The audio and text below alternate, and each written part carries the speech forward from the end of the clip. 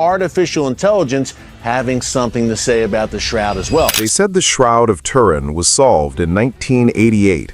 A date, a headline, case closed. Then AI stepped in. The cloth is simple linen, 14 feet long, a little over 3 feet wide. On it, a faint image of a man, front and back, as if a body lay there, then was gone. You see wounds on wrists and feet, marks on the side, traces that look like blood. The face is calm. The pose is still. It feels like a question trapped in fabric.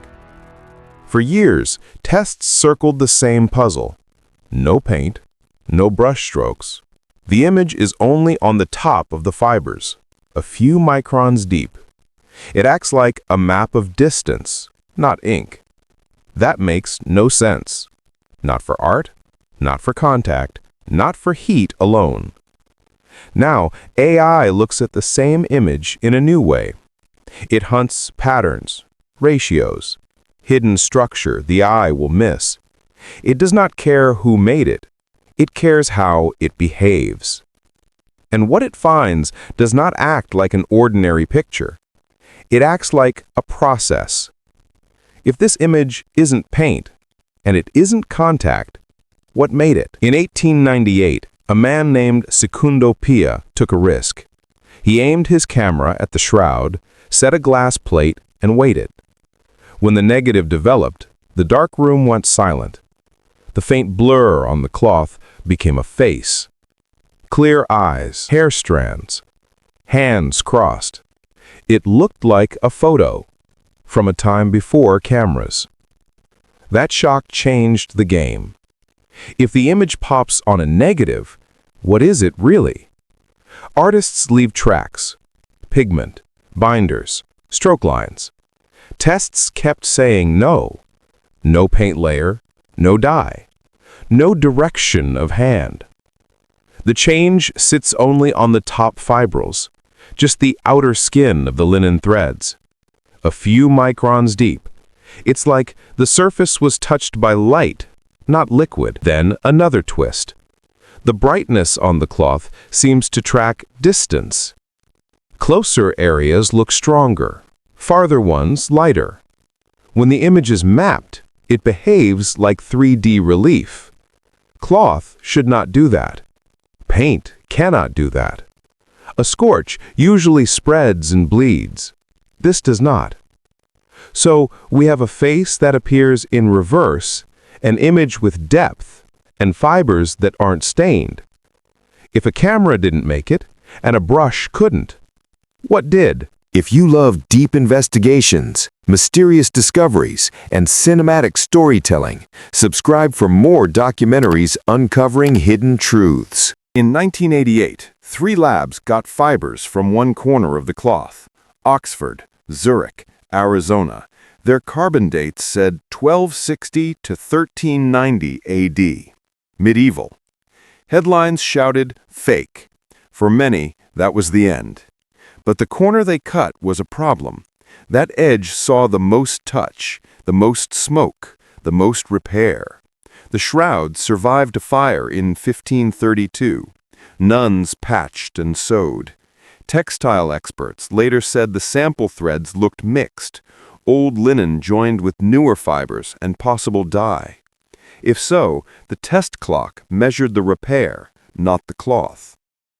Another issue. Only one location was tested. No cross-check from other zones. No broad map of contamination. Access was tight. The piece was small.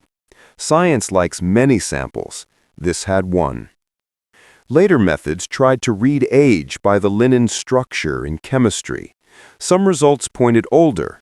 Critics pushed back. Heat and humidity can change readings. Both can fool the numbers. So we sit between two claims, a neat medieval date and a messy story of fire, fixes, and handling. If the threads were mixed, the date is off. If they weren't, the case is closed. What happens when the key evidence comes from the worst place to cut? Look close. The image touches only the top of the linen hairs, Not threads, not deep, just the outer skin, microns thin. No soak, no bleed, no capillary wicking the way liquids do. It's like a kiss of tone without weight. Under UV light, blood areas glow different than image areas. Some tests show tiny serum halos at wound edges. Paint would mix, heat would blur. These stay sharp. And the blood sits on top of the image, not under it. So the picture formed after the blood touched the cloth. That order matters. There's more. The image has no direction. Brushes leave paths, rubbing leaves grain. This is isotropic, equal in every way you look. And when the grayscale is fed into old image analyzers, it behaves like height data, giving a low-poly 3D shape of a body. Fabric should not store distance like that, yet it does. Try to model it. Pressure transfer? You get distortions and wraparound smears. Heat contact? You get deep fiber damage and glow that doesn't match. Chemicals? You get color in the threads, not just the fibril tips. So if it isn't paint, pressure, heat, or liquid, what kind of event changes only the very surface and leaves depth encoded? AI doesn't take sides, it takes data.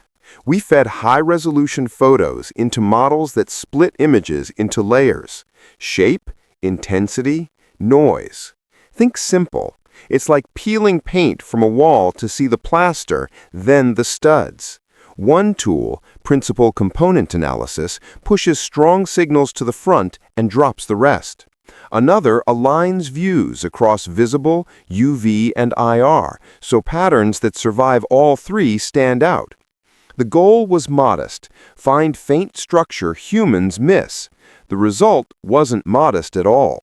The models kept pointing to intensity as the main carrier of information, brightness, not pigment or texture, and the intensity mapped cleanly to distance, as if the cloth knew how far it was from a body-shaped source.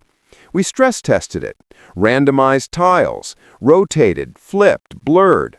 The same hotspots returned: face, chest, hands, like beacons through fog. Then we compared to control linens, to photos of bas-reliefs, to known forgeries. Those showed telltale seams, direction, penetration, bleed. The shroud signal stayed surface only, non-directional, distance aware. AI doesn't declare miracles, it flags patterns, and the pattern it flagged behaves less like art and more like a process that printed light onto linen without burning through. If the machine can read the map, who or what made the map in the first place? Then came the shock. Deep in the data, a faint framework appeared, repeating geometry that didn't look random. Ratios lined up across the face and chest. Edges echoed each other like a ghost grid. We checked the obvious traps: scanner noise, lens warp, over-sharpening. We ran controls on plain linen. We scrambled pixels. The grid on the shroud held. It showed up in multiple views: visible light, UV, high contrast passes. Not loud, not flashy, but consistent. It framed the brow, traced the nose bridge, brushed the hands. Not lines from a brush, not weave artifacts. The angles didn't match the herringbone pattern. They matched form. What kind of image has structure beneath the picture? Paint doesn't. Contact transfers don't. Even heat maps don't keep stable ratios after cloth drape. Yet here, a quiet scaffolding sat under the tones, as if the brightness followed rules we didn't set. If a body made direct contact, you'd see stretch and wrap. If a plate made contact, you'd see pressure bands and fiber crush. We saw none of that. We saw order without a tool mark, a framework without a builder, or a builder we don't yet recognize. We tried to copy it. Many ways, all failed one key test or another. Bas relief contact. Press cloth on a sculpted plate. You get sharp highs and dead lows. You also get pressure bands and fiber crush. The Shroud has none. Powder rub, daub. You get grain, direction, residue deep in threads. The Shroud's tone sits only on fibril tips. Heated statue or plate. You get scorches that fluoresce like heat. You get deep damage and halos. The Shroud's image is cool by comparison. Early photochemistry. You need a lens, salts, binders, a long exposure. You get chemical penetration, edge bleed, and lens fall off. The Shroud shows no lens signature, no binder, no soak. Corona discharge or plasma. You can mark only the surface. Good. But the result skews to edges and points. It loses smooth midtones and distance mapping. UV laser trials. Great control, crisp edges, but real linen chars fast. Tests struggle to make a full-body front and back image without burn-through. Now stack the fingerprints. Superficiality, non-directionality, 3D intensity depth, blood on top order, stable ratios. Each method hits some marks, none hit all. So what would it take to pass every test? A tool we lost? Or an event we've never seen? Cloth speaks. This one speaks in hints. The weave is herringbone twill, rare in medieval Europe, known in older Near Eastern textiles. A side seam looks like ancient work. Some say that fits the 1st century. Others say a skilled later loom could do it too. Deadlock. There is pollen on the fibers. Several grains match plants around Jerusalem. A few link to other stops in history. But pollen can travel. Hands can carry it. Centuries of display means centuries of contamination. Proof or noise? Spices were reported, myrrh, aloes, used in Jewish burials. Yet the fire of 1532 changed the cloth. Heat, smoke, steam from the dousing. Repairs followed. New threads met old threads. That's a maze for any test. And handling matters. Fold lines, creases, edges touched by thousands. The 1988 dating used fibers from a high-traffic corner. If that corner was mixed or dyed, the date tells a story about the repair, not the relic. So what do we need now?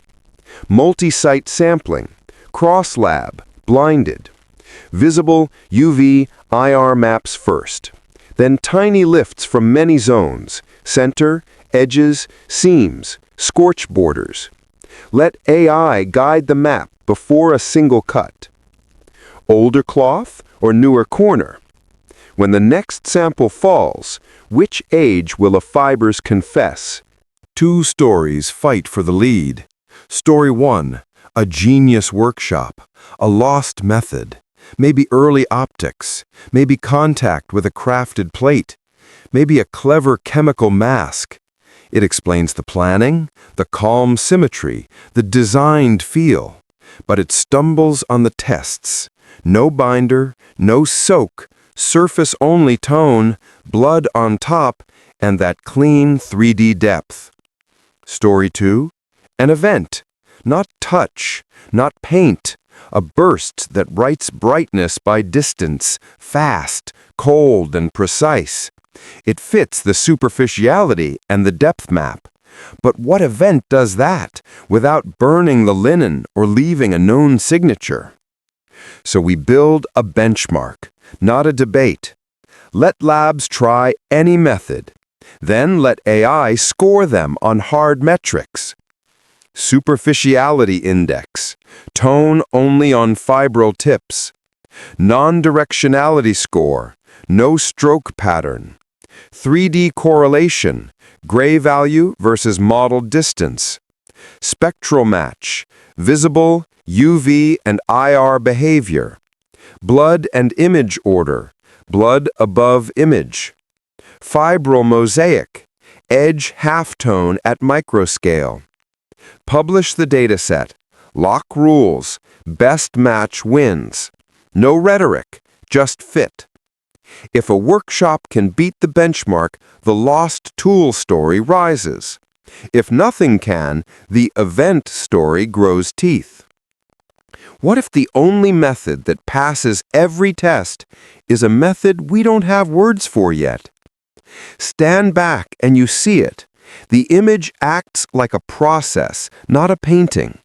Brightness tied to distance. Fibers kissed at the surface, not soaked.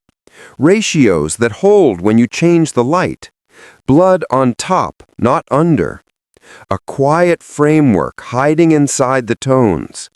Every clue points away from hands and toward something that happened.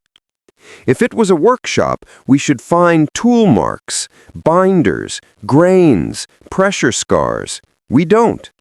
If it was heat, we should see deep scorch and spread. We don't.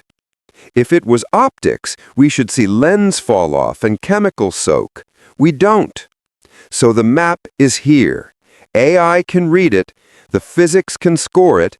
The linen still whispers the same thing. Process without a known cause. What writes light to linen without burning it? What prints depth without touch? What leaves order without leaving a tool? Maybe the test we need hasn't been built. Maybe the word we need doesn't exist yet. Maybe this isn't an artifact to decode, but a trace of a moment. And the moment isn't repeatable. If the image is the effect, where is the cause?